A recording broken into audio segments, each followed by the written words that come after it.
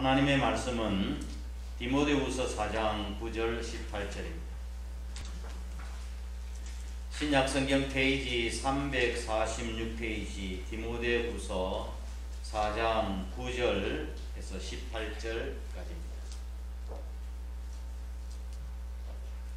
제가 봉독해 드리겠습니다.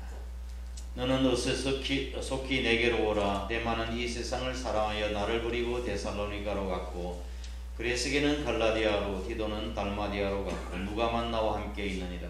내가 올 때 마가를 데리고 오라. 그가 나의 일에 유익하니라. 두기고는 에베소로 보내었노라. 네가 올 때에 내가 드로아 가보의 집에 둔 봇옷을 가지고 오고, 또 책은 특별히 가죽 종이에 쓴 것을 가져오라.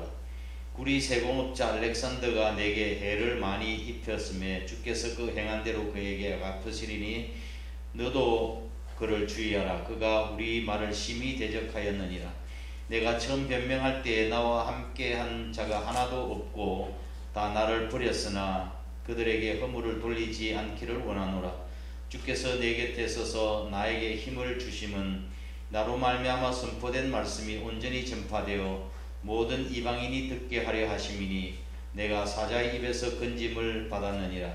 주께서 나를 모든 악한 일에서 건져내시고 또 그의 천국에 들어가도록 구원하시리니 그에게 영광이 세세 무궁토록 있을지어다. 아멘. 할렐루야. 주님의 은혜와 평강이 우리 사는 식구들과 함께 하시기를 바랍니다. 지난주 설교 제목이 뭐였죠?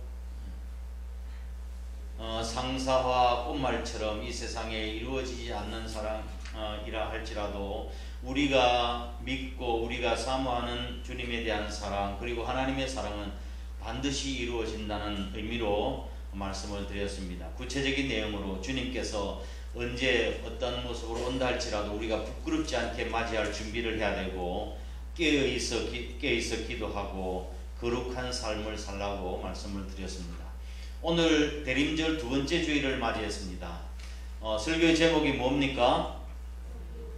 겨울이 우리에게 던지는 질문. 겨울이 우리에게 던지는 질문이 뭘까요? 설교의 결론, 클로징 멘트에서 제가 말씀드리도록 그렇게 하겠습니다. 본문은 사도 바울이 로마 감옥에서 그의 사랑하는 믿음의 아들 디모데에게 보낸 두 번째 서신입니다. 사도 바울은 이 본 말씀의 내용은 사도 바울이 디모데에게 개인적이고 사사로운 부탁을 하고 있는 것 같지만, 이 본문 말씀의 의미 속에서 다가올 죽음을 예견하고 나의 떠날 날이 기약이 가까워왔다고 하면서 그의 인생의 겨울, 또 인생의 겨울을 준비하고 있는 모습을 우리에게 보여주고 있습니다. 옛날에는 겨울이 오기 전에 준비하는 일들이 참 많았습니다. 어떤 일 준비했을까요? 장작을 다 패가지고 땔감을 준비하고, 연탄 준비해놓고, 또 김장 준비하고, 찢어진 창문을 다 다시 바르고, 문짝이 된 바닥에다가 콩물을 입혀서 다 준비를 하고, 이렇게 겨울이 오기 전에 준비하는 일들이 그렇게 많았습니다. 그런데 지금은 김장하는 일 외에 별로 준비하는 일이 없습니다. 그리고 김장하는 것도 사먹고 맙니다. 우리 인생의 겨울을 준비하며 시간 관리 지혜를 배우는데, 지금은 모든 걸 안 하고 편리한 세상을 살아가고 있으니 인생의 시간의 지혜를 잃어버리고 있는지도 모릅니다.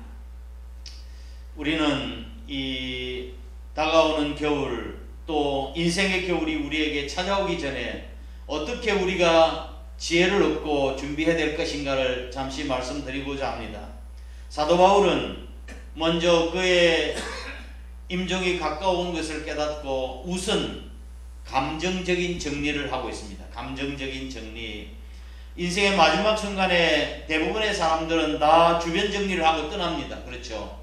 믿음의 사람들은 내가 믿음이 있는가 없는가 점검을 하고, 그 다음에 유산 정리, 그 다음에 유품 정리, 그 다음에 감정 정리, 이걸 다 하고 세상을 떠나요. 그 중에 가장 중요한 것은 저는 감정 정리라고 말씀을 드리고 싶습니다. 감정 정리. 이 땅에 풀지 않고 우리가 하나님 앞에서 어떻게 갈 수 있겠습니까? 저는 5.18 그 다큐멘터리 영화를 보고 제가 참 눈물을 많이 흘렸습니다. 수많은 사람들이 그 비참하게 죽는 모습을 보고 제가 눈물을 많이 흘렸는데, 그런데 그렇게 당당하던 전두환도 그것도 사과도 하지 못하고 죽음 앞에 무릎을 꿇고 말았습니다. 사과도 없이 말씀이죠. 그러나 사도 바울은 자신의 죽음을 예견하고 이런 감정 정리를 다 지금 하고 있는 거라고요. 마가와 서운한 감정을 정리하고 있습니다. 10절 11절 말씀을 한번 보겠습니다. 10절 11절 시작. 데마는 이 세상을 사랑하여 나를 버리고 데살로니가 갔고, 그레스게는 갈라디아로, 디도는 달마디아로 갔고, 누가만 나와 함께 있으리라. 내가 올 때 누구를 데리고 오라? 마가를 데리고 오라. 그가 나의 일에 유익하니라. 마가는 오순절 마가 다락방의 그 마가예요. 마가. 그는 어렸을 적부터 예수를 믿었고, 또한 사도 바울이 제1차 전도 여행을 할 때 같이 동행했던 인물이었습니다. 그러나 무슨 까닭인지 도중에 중도에 포기하고 집으로 돌아가 버리고 말았습니다. 나중에 1차 전도여행이 마치고 2차 전도여행을 가는데 바울의 동료인 그 바나바는 그 외조카 생질인 마가, 이 관계가 그렇게 돼 있어요. 마가를 데리고 가자고 한번 실수는 하긴 했지만 만일 기회를 한번 주고 선교하는 일에 동참할 수 있도록 해주자고 그렇게 이야기를 했지만 사도 바울은 단호하게 거절했습니다. 하나님의 일이라고 하는 것은 신실하고 끊임없이 신실함이 요구되고 있는데, 조금 어려운 일이 있다고 해서 또한 힘이 든다고 해서 일을 포기하고 돌아간다고 하는 도저히 있을 수가 없다. 나는 그를 절대로 데려갈 수 없다고 이야기를 했습니다. 결국 그 일로 인해서 사도 바울과 마가는 이게 갈라섰습니다. 어쩌면 마가도 섭섭했을는지 몰라요. 자기는 부족함이 없나 그렇게 생각하실는지 모르겠죠. 그래서 더욱 열심히 전도를 했고, 전에 내려온 전성에 의하면 베드로의 통역관으로 로마에까지 갔다고 그렇게 이야기를 합니다. 마가는 하나님을 섬기는데 한때 자기의 길로 갔던 사람이었지만 다시 사역자의 길을 회복해서 우리 성경에 나타나는 마가복음까지도 썼던 거예요. 이러한 사실을 사도 바울이 다 들었겠죠. 다 들었을 거예요. 그러기에 이제 겨울이 다가오고 임종이 가까우자 바울은 마가와의 관계 그 마음 아파했습니다. 그 때문에 디모데에게 마가를 데리고 오라고, 제가 나의 일이 유익하다고 그렇게 이야기했습니다. 사실 사도 바울에게는 잘못이 없어요. 그렇죠? 하나님의 일을 위해서 좀 더 바르게 또 올곧게 하기 위해서 그렇게 한 것, 거절한 것 뿐이었습니다. 그러나 그것도 마가의 마음을 아프게 하는 것은 사실이었습니다. 때문에 사도 바울은 마지막으로 만나서 화해하고 또 용서해주고 싶었던 것이었습니다. 그러니까 감정정리하고 싶었던 것이죠. 세계적인 영성학자인 헨리 나우엔 목사님은 교통사고로 해서 죽음의 문턱까지 간 적이 있었습니다. 그리고 회복하고 난 뒤에 그가 쓴 책이 있는데 거울 너머의 세계라고 하는 책입니다. 거울 너머의 세계. 헨리 나우엔 목사님은 그 책에서 뭐라고 이야기했는가 하면, 산다는 것보다 죽는 것은 더 중요한 의미가 있습니다. 죽을 때 나도 죽음으로부터 자유해야 되지만 내 죽음을 통해서 나와 관계 맺은 모든 사람도 다 자유케 해야 합니다. 나에게 상처를 주고 억울하게 만들고 나를 습하게 만들었던 그 사람들까지도 풀어주어서 내가 죽은 이후에 그들이 자유를 가질 수 있도록 해줘야 한다. 그것이 죽음에서의 또 하나의 해방이다라고 이야기를 했습니다. 내가 남과 화해하고 죽는 것도 내게도 자유지만, 내가 그 사람 용서하면 하나님 앞에 가는데 그것도 참 편안하게 갈 수 있지 않겠어요? 홍심을 품고 세상 떠나면 그 편안하게 하나님 갈 수 있겠어요? 아니 뭐라 하실까요? 그리고 그뿐만 아니라 상대방도 마찬가지예요. 그 사람을 화해하지 못하고 그 사람이 세상을 떠났다고 한다면 얼마나 속이 불안하고 또 괴로웠을까요? 그 사람 원수 맺은 그 일로 인해서. 그래서 이 화해와 용서, 감정 정리는 모두에게 자유를 주는 거예요.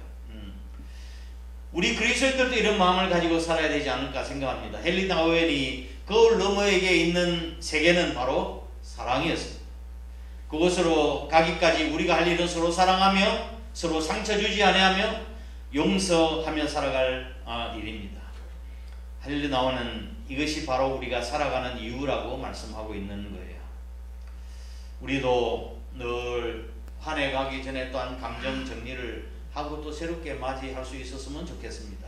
그리고 14절 말씀을 보면 14절 구리 세공업자 알렉산더가 내게 해를 많이 입혔음에 주께서 그 행한 대로 그에게 갚으시리니 했습니다. 알렉산더는 구리에 두드려 가지고 무늬를 새겨서 우상을 만들어 파는 장사를 하는 사람이었습니다. 근데 사도 바울하고는 이게 정반대지요. 우상 섬기는 것을 죄로 지역하고 외쳤으니까. 그래서 이 때문에 구리 장색 알렉산더가 사도 바울을 굉장히 괴롭혔습니다. 사도 바울에게 있어서는 원수 같은 사람이었죠. 그런다고 사도 바울이 그를 원수를 갚으려고 하지 않고 뭐 했어요? 하나님께 다 맡겨드렸어요. 하나님께 맡겨드렸어요. 그래서 하나님께서 다 알아서 하실 거라고 그렇게 맡긴 거예요. 자기 자신이 원수 갚으려고 생각하지 않고. 그렇지만 너희들은 구리 장색 알렉산더를 조심하라고 디모데에게 이야기를 한 것입니다. 자, 첫 번째 마가와 섭섭한 감정을 정리하고 그 원수 같은 알렉산더도 다 내려놓고, 세 번째로는 사도 바울이 재판을 받을 때에 자신을 배반하고 돌아간 사람들 있죠. 오늘 본 말씀에도 보니 그 사람들 다 내가 용서한다고 이야기를 했습니다. 그 사실을 우리 보면서 우리는 사도 바울이 그 넓은 마음을 보면 가슴을 뭉클하게 합니다. 지난 한 해 동안 내가 살아온 일, 겪은 일, 만난 사람, 내가 경험한 사건에 대해서 우리가 어떻게 이해하고 해석해야 하나요? 우선 살아온 인생을 후회하지 말아야 합니다. 왜 후회하지 말아야 되느냐? 그 아픔을 통해서 하나님을 만나게 해주셨고 내 영혼이 깨끗해졌다고 그렇게 이해하시면 돼요. 두 번째, 원한을 품고 살지 말아야 합니다. 하나님께서 온전히 맡기시기를 원하고 계십니다. 언제나 사건보다 중요한 것은 그 사건에 대한 이해와 또한 반응이 중요한 거예요. 이 모든 것들 다 섭섭한 것, 억울한 것, 원통한 것 다 겨울이 오기 전에 해결해야 될 문제들입니다. 두 번째로 사도 바울은 인생의 겨울 앞에서 성경의 안위를 구했습니다. 성경의 안위. 13절 말씀을 같이 보실까요? 13절 시작. 내가 올 때에 내가 도로와 가보이 집에 둔 겉옷을 가지고 오고 또 책은 특별히 가죽 종이에 쓴 것을 가지고, 가죽 종이에 쓴 것이 뭐죠? 성경을 이야기를 하는 것입니다. 사도 바울이 로마 감옥에 있었을 때에 이미 인생의 겨울이 노년기에 임종을 앞두고 순교를 앞두고 있었던 그 삶이었고 또 계절적으로도 보면 겨울이었습니다. 그래서 다가오는 겨울을 준비하기 위해서 두꺼운 옷이 겉옷이 필요했고, 그리고 인생의 겨울이 다가오고 순교의 시간을 내다보면서 하나님의 말씀이 그에게 더욱 필요했던 것 같습니다. 그래서 사랑하는 디모데에게 겉옷과 성경을 좀 가져오라고 부탁했던 거예요. 저 같아도 인생의 마지막 순간에 성경책을 폈을 것 같습니다. 그리고 하나님 앞에 겸손하게 기도 드릴 것 같습니다. 이 해를 마지막으로 보내기 전에 조용히 말씀 앞에 무릎을 꿇고 한번 생각해 보시면 좋겠습니다. 성경책을 가까이 해 보시길 바랍니다. 버리고 가야 할 것은 무엇이고 남겨야 할 것이 무엇이고 또한 하나님 앞에 가지고 갈 만한 것들이 무엇이 있는가 우리는 살펴보는 지혜가 있어야 되겠습니다. 하나님의 말씀인 성경, 그것이 우리 인생의 겨울을 이겨낼 수 있는 힘이 있는 줄 믿으시길 바랍니다. 깨끗하게 늙는다고 하는 표현을 많이 씁니다. 깨끗하게 늙는다고 하는 말을 듣는 사람들은 대개 보면 자연스러운 노인의 멋을 풍기는 노인들이에요. 늙지 않으려고 진하게 화장을 하고 막 이렇게 치장하는 건 오히려 더 추하게 보일 수도 있어요. 백발이면 어떻습니까? 주름이 있으면 어떻습니까? 그곳에서 좀 아름다운 노인의 모습이 풍겨나면 좋은 것이 있죠. 겉모양을 그렇게 꾸며서가 아니라 그 내면의 모습을 꾸미기 때문에, 아름답기 때문에 그렇습니다.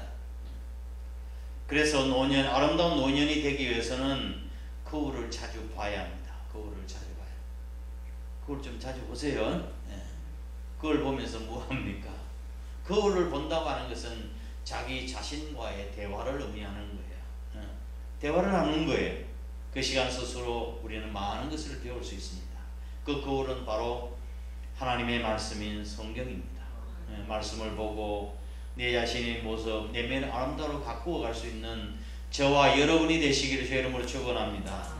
세 번째, 그가 지나온 삶을 조명하면서 하나님께 영광을 돌리고 있습니다. 우리가 마지막에 그렇게 해야 될 것 같지 않아요? 17절 말씀 이해하고 보실까요? 17절, 주께서 내 곁에 서서 나에게 힘을 주심은 나로 말미암아 선포된 말씀이 온전히 전파되어서 모든 이방인들이 듣게 하려 하심이니 내가 사자의 입에서 건짐을 받았느니. 18절, 주께서 나를 모든 악한 일에서 건져내시고 또 그의 천국에 들어가도록 구원하시리니 그에게 영광이 세세 무궁토록 있을지어다. 아멘. 사도 바울은 지나온 삶을 돌아보며 주변 사람들이 다 떠나고 배신하고 고통을 주는 사람들로 인해서 상처를 받았지만 주님의 위로로 잘 극복할 수 있었습니다. 17절에 그렇게 말씀하고 있잖아요. 17절에 주께서 내 곁에 서서 나에게 힘을 주셔서 감당할 수 있었다고 말씀하고 있는 거예요. 그런데 그렇게 힘을 주시는 이유가 뭐라고 이야기합니까? 나에게 힘을 주심은 그 다음에 나로 말미암아 선포된 말씀이 온전히 전파되어서 모든 이방인들이 듣게 하려 하십니다. 하나님께서 사도 바울을 위로하시고 힘을 주시고 그 어려운 상황을 극복하게 하신 모든 이유는 복음 전파라고. 사도 바울은 남보다 내가 조금 나은 것이 있다고 한다면 그것은 복음을 전파라고 주신 것이라고 생각을 했습니다. 나에게 건강의 복을 주신 것이 있다고 한다면 그것도 복음을 전도하라고 복음을 전하러 주신 것이고, 나의 생활하는 것보다 좀 더 넉넉한 물질적인 복을 주셨다고 한다면 그것도 복음을 전하는 것입니다.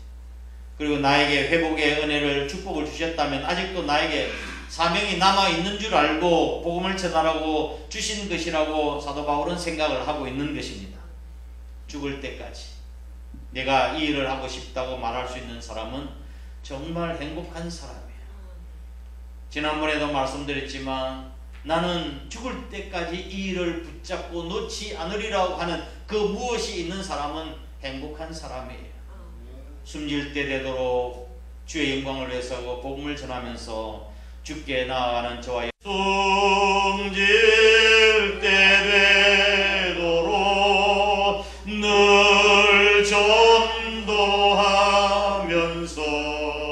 주께 더 나아가기 원합니다. 아멘.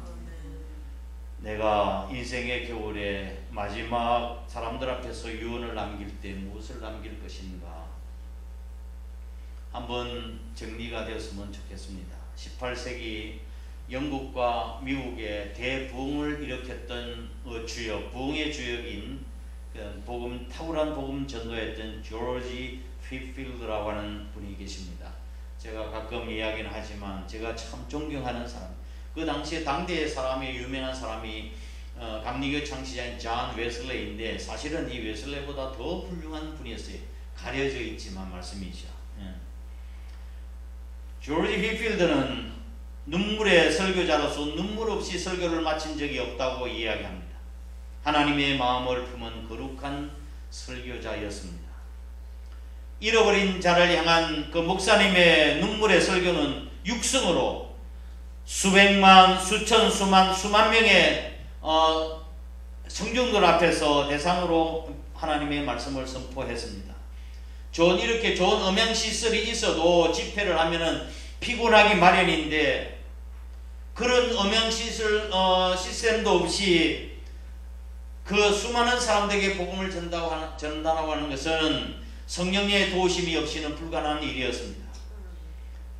그러면서도 그는 결국 심한 천식과 피로로 잠못 이루는 어느 날 밤 너무 피곤해서 지친 목사님에게 목사님 이제는 설교하시는 것보다 좀 쉬시는 것이 더 좋을 것 같습니다. 라고 하는 주변의 권고에도 불구하고 감동적인 말을 남기고 그날 밤 하나님의 품으로 떠납니다. 그분이 남긴 말은 제가 너무나도 좋아하는, 나는 녹슬어 없어지기보다는 닳아서 없어지고 싶습니다. 죽을 때까지 내가 이 일을 하고 싶다고 하는 일이 있으십니까? 뭡니까? 영혼 구원하는 일보다 혹시 더 중요한 일이 있을까요? 말씀을 정리하겠습니다. 그가 겨울 전에 오라고 한, 사도 바울이 디모데에게 겨울 전에 오라고 한 실제적인 이유는 겨울이 되면 지중해에 출항을 할 수 없었습니다. 겨울 바람으로 또 너무 날씨가 추워서 얼고해서. 그래서 가을에 배를 타지 않으면 적어도 몇 달을, 한 서너 달을 기다려야 출항을 할 수 있었습니다. 그래서 겨울 전에 오라고 이야기한 것입니다. 초대교회 전해 내려오는 전성에 의하면 이렇게 사도 바울의 편지를 디모데가 받긴 받았지만 교회 여러 바쁜 사역 때문에, 디모데가 목회자였죠. 사역 때문에 즉시 떠나지를 못했습니다. 일을 다 마쳐놓고 이제 일을 처리하고 지중해로 나가서 배를 타고자 하는데 보니까 겨울바람에 항해가 중단되어서 배를 타지 못하고 나중에 겨울이 지나고 이듬해 봄에 일찍 떠난 것입니다. 그러나 그때는 이미 사도 바울이 순교한 상태였다고 합니다. 그래서 바울의 무덤을 찾아 무릎을 꿇고 울면서 그 일을 평생 한으로 여겼다고 합니다. 바쁜 일이 있더라도 더 소중한 기회는 놓치는 일이 없어야 되겠습니다. 계절의 겨울이든 인생의 겨울이든 이 세상의 종말의 겨울이든 우리 앞에 지금 속히 임하고 있다는 사실을 우리는 깨달아야 합니다. 어서 오라고 하는 말씀은 지체하지 말고 대비하라는 말씀으로 들어야 합니다. 주님 오실 때가 가까웠습니다. 대림절을 지키면서 우리가 주님 다시 오실 때 부끄럽지 않도록 대비하라는 말씀이에요. 떠날 시간이 가까웠다면 여러분은 어떻게 준비하시겠습니까? 첫 번째, 땅에 있는 이웃들과 불편한 점이 있더라도 감정적인 정리를 해야 되지 않을까요? 우리가 주님 앞에 섰을 때 절실한 것은 우리의 죄와 허물을 덮어주시는 우리 주님의 은혜가 있어야 되지 않겠습니까?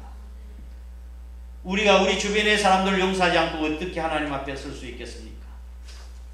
감정 정리가 되어 있어야 될 것 같고, 두 번째로는 성경의 안위를 사모해야 될 것 같습니다.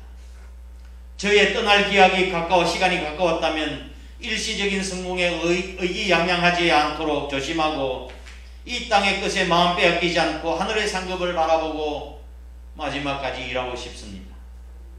어떤 사람이 한 부자가 자랑하는 보석들을 보고 이런 말을 했습니다. 이 보석들은 죽기 어렵게 만드는 것들이라고 이야기했답니다. 우리는 그러한 것들 대신에 하늘의 상급을 바라보고 주님의 위로와 평강을 구하는 저와 여러분이 되시기를 주의 이름으로 축원합니다. 세 번째, 우리의 삶도 마지막에 복음 전도의 계기가 되도록 해야 되겠습니다. 세상에 떠나는 사람들의 모습을 보면, 야, 나도 저렇게 예수 잘 믿다가 천국 갔으면 좋겠다. 이게 복음 전도의 계기가 아니겠습니까? 지난번에 말씀드린 well dying 말씀이죠. 녹슬 없어지는 인생이 아니라 달아 없어지는 인생이 저도 되고 싶습니다. 인생의 겨울이 오기 전에 열심히 우리는 준비해야 합니다. 우리 인생의 겨울에 겨울이 우리에게 던지는 질문이 있습니다. 겨울이 우리에게 던지는 질문, 여름에는 무엇을 했느냐고 물을 것입니다. 다 함께 일어나셔서 620장 찬송 드리겠습니다.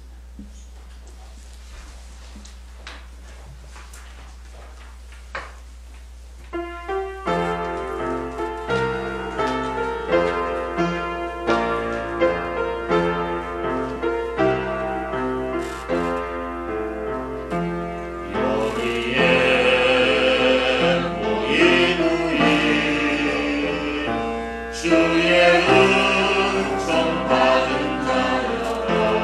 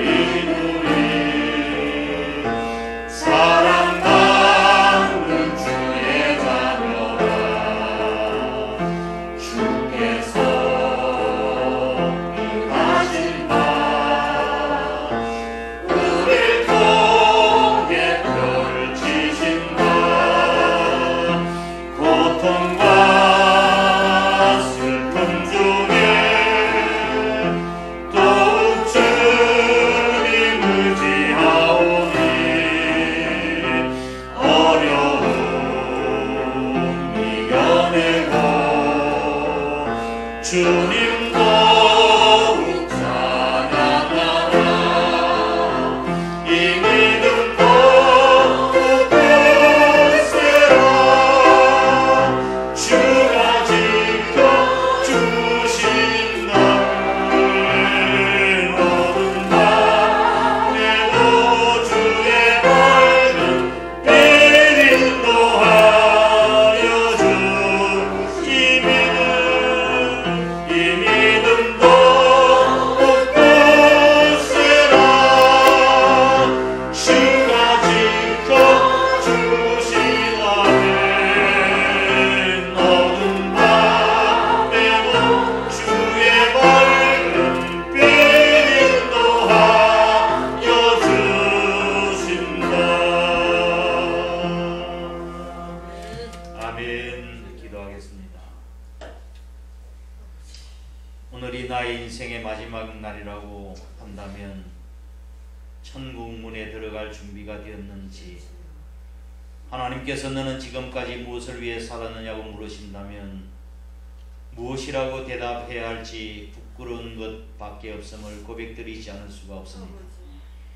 다시 오실 주님을 기다리며 준비하는 우리 주님의 신부로서 주님 언제 오신다 하더라도 부끄럽지 않는 모습으로 살게 하시고 깨어 기도하며 거룩한 삶을 살게 해 주옵소서.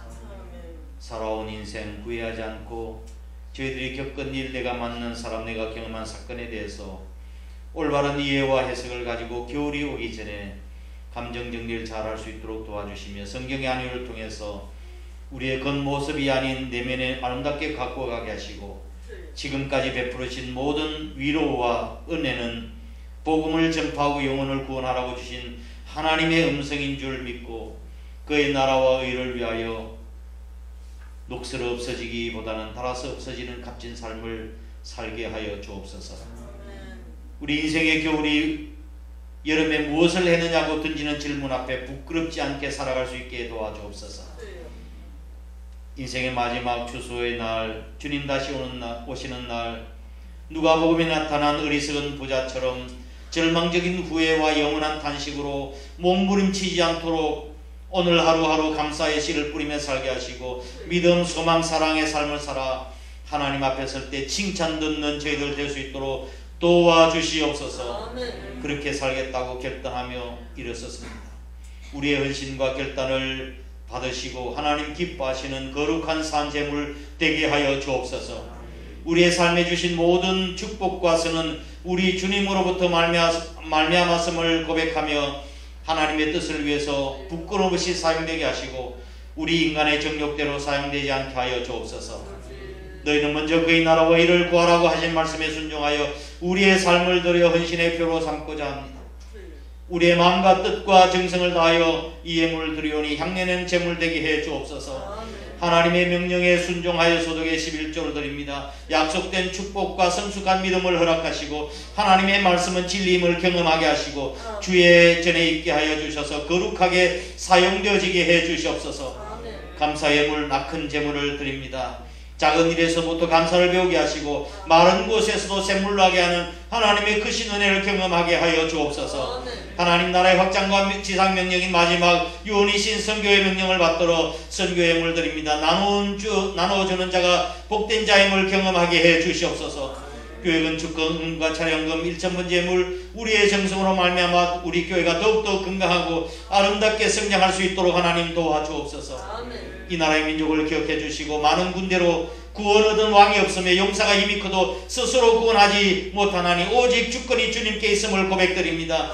이 민족을 붙들어 주시옵소서. 이 민족의 아픔을 치유하여 주시고 민족의 동질성이 회복되어지고 하나 되게 하시며 경제와 사회 전반의 모든 문제가 정상적인 나라가 될 수 있도록 하나님 은혜를 베풀어 주시옵소서. 이 시간 해외에 나가 있는 식구들, 군에 가 있는 아들들, 부득에서 출퇴근하는 내 성도들과 지금 병상에 있는 식구들을 위로하사 붙들어 주옵소서. 하나님의 이름을 경외하는 자에게 의로운 해가 떠올라서 치료하는 광선을 바라시니 너희가 나가서 외양간에서 나온 송아지같이 뛰리라 하신 말씀처럼 새롭게 하여 주시옵소서. 오늘 이 예배를 위해서 헌신한 모든 식구들, 교회를 충성하며 강단을 장치하고 교사로 자랑봉사로 예배팀으로 수고한 모든 식구들과 예배를 위해서 아름다운 기물을 헌납한 가정과 주의 종들 돕고 섬기며 이웃에게 사랑을 베푸는 모든 손길을 축복하여 주시옵소서. 이제 예배당 안에서 예배를 마치고 세상에서 예배가 시작됩니다. 세상에 나가서 빛과 소금의 사명을 감당할 수 있도록 힘과 능력을 더하여 주시옵소서. 이 모든 말씀들 예수님 거룩하신 이름으로 간절히 축복하고 기도드렸나이다. 아멘. 이제는 우리 구주 예수 그리스도의 크신 은혜와 하나님 아버지의 극진하신 살아가심과 성령님의 위로 교통하심이 여름 때 무엇을 했느냐고 겨울이 우리에게 던지는 질문 앞에서 부끄럽지 않도록 남은 생에 최선을 다해 하나님의 영광을 위해서 살기로 마음으로 다짐하는 거룩한 주의 백성들과 한산교회 전체 위에 항상 함께 하시옵기를 간절히 축원하옵나이다. 아멘.